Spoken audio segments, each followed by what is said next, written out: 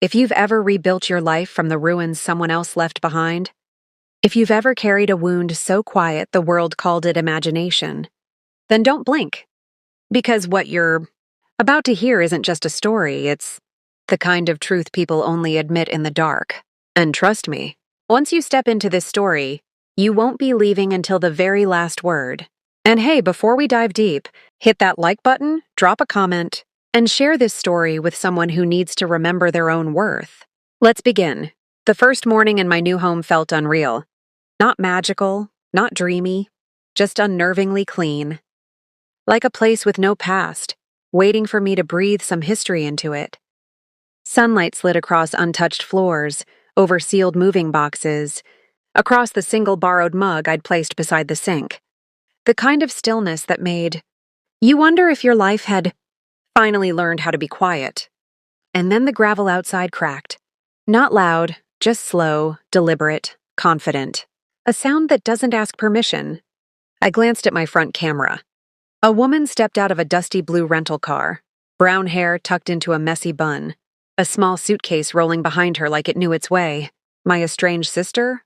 After 14 years of silence, there she was, walking toward my porch like she owned the air around it. No hesitation. No pause, no guilt. Just a familiar entitlement in the set of her shoulders. Her name was Mira, 2 years older than me, though she'd always carried herself like she was decades wiser. And she didn't knock. The next day after I bought the house, she showed up. I grew up in a home where silence wasn't peace, it was strategy. Where words were measured not by truth, but by impact. And Mira? She learned early that the world would bend before she ever had to. If she sighed, everything shifted. If she frowned, our mother rushed to soothe her. If she broke something, I apologized. If she cried, the whole house turned into a rescue mission built around her tears. Me? I learned to make myself quiet, small, invisible enough that my existence didn't create ripples she'd have to step around. The first time I truly understood my place, I was 10. Mira had misplaced $40 she'd been saving for a school carnival.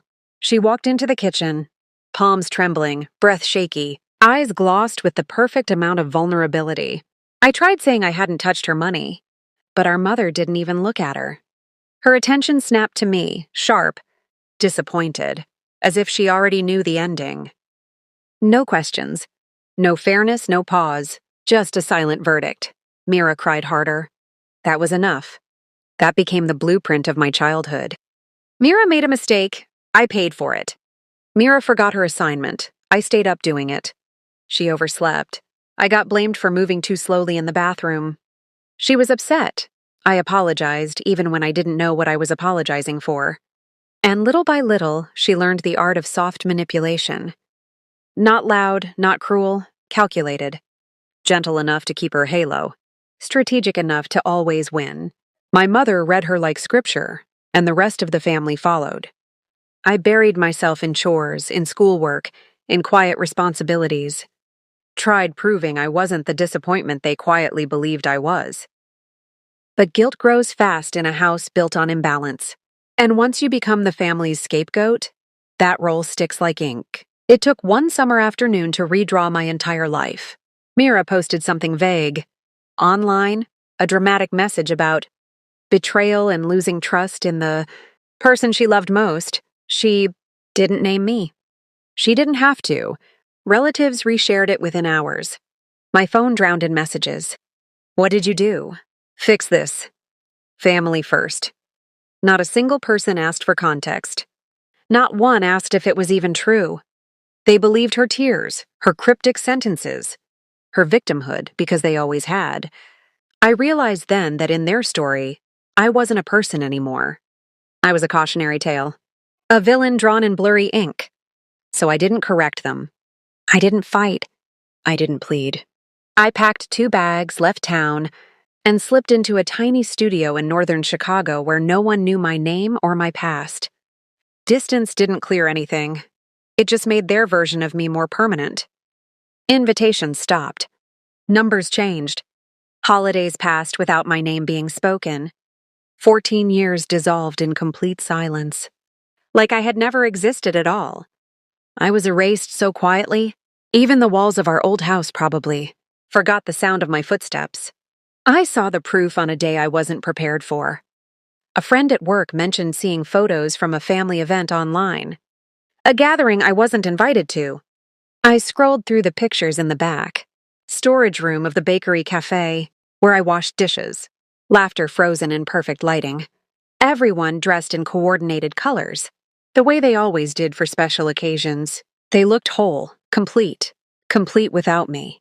In one picture, someone wrote, "My beautiful girls," under a shot of my mother and Mira. I wasn't one of the girls. Hadn't been for years. But seeing it written so casually made something in my chest tighten. Then I saw a caption under a group photo, celebrating 14 years of peace, as if my absence was the serenity they'd been waiting for. As if I had been the storm. I didn't react, didn't cry, didn't throw my phone. I just stood there with the scent of yeast and fresh bread swirling around me, the refrigerator humming steadily behind me. The world steady, while something inside me wasn't. After my shift, I drove home through the sleeping city. When I parked outside my rented kitchen, a space I shared with 3 other nighttime bakers, I just sat there, hands still dusted with flour, silence pressing against my ribs. A strange calm washed over me. Not acceptance. Not defeat. Clarity. They hadn't forgotten me. They had replaced me. And for the first time in my life, that thought didn't tear me apart. It set me free. That was the night everything began. That night shift in the rented kitchen became my sanctuary. Not glamorous, just real. Fluorescent lights buzzing overhead, industrial mixers rattling, stainless steel counters cold beneath my palms. The kind of quiet where you could hear your own heartbeat over the hum of ovens. I baked because it kept my mind steady, because numbers didn't lie, because flour didn't judge, because dough didn't twist your words into something you never meant. Orders started small. Office staff wanting mid-meeting treats, delivery drivers wanting something warm before their shift ended. I labeled everything perfectly. Wrote down every cost, calculated every hour. No emotion, no guesswork. Just truth, and slowly it paid off. One customer told another, then another. And suddenly my nights were filled with orders stacked across counters, the air thick with caramel and vanilla. Exhaustion didn't hurt the way emotional exhaustion does. This kind of tired felt earned. When a regional cafe chain emailed me asking for weekly supply contracts, I read the email 3 times, under the harsh neon lights, with batter crusting on my apron. I didn't celebrate. Didn't tell anyone. Silence had once been my punishment. Now it was my strategy. That contract changed everything. I upgraded equipment, bought better ovens, hired a part-time assistant, quiet girl, soft nature, never asked questions. And for the first time since childhood, I breathed without waiting for the world to collapse. Then came the house. Not a mansion, just a big quiet home in a quiet Chicago suburb with a clean yard and a kitchen bathed in sunlight. Too big for one person, too peaceful, perfect. When I first stepped inside, my footsteps echoed like I was walking inside my own future. I bought it without hesitation, filled it with nothing but intention. A folding chair, a box of recipes, a sense that this place was mine. Every corner, every squeak, every inch of air. But I needed boundaries. Real concrete ones, not the fragile emotional boundaries people pretend to respect. I created a white folder, thin, neat. Inside it, I placed guest rules, documentation of old accusations, proof of years of emotional imbalance, not revenge, just clarity. Then I wrote one rule. All communication must be through email. No calls. No sudden visits. No emotional manipulation. No rewriting history. If they ever came back, their words would be documented, permanent, not twisted by tears, not reshaped by guilt. Just truth. When the folder was ready, the house seemed to exhale with me. And then she came. I heard the car before I saw it. Slow tires over gravel. The camera flickered. Mira stepped out first. Still confident. Still assuming the world would yield. Behind her, my mother, older, slower. still carrying that air of quiet authority she used like a weapon. They walked toward the house like territory they already owned. I cracked the door open an inch. Mira smiled like she was stepping into a childhood memory, not a stranger's life. "Hey," she said casually. "I'm staying here for a while." Mom didn't finish explaining. I stayed silent, blocking the doorway. My mother stepped forward. "Eva, don't start. Your sister needs help." Help. The word she never used for me.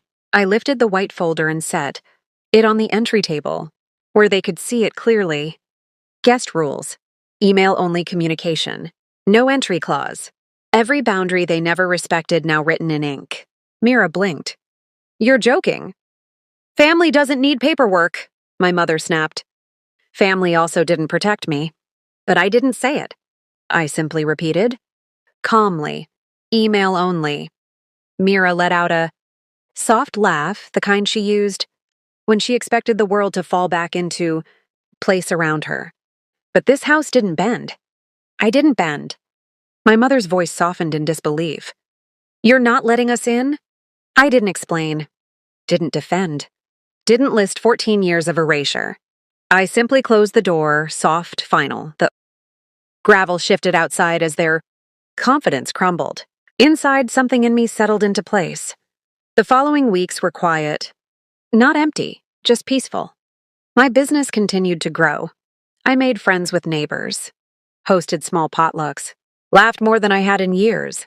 One afternoon, my mother emailed, her first real attempt at respecting a boundary.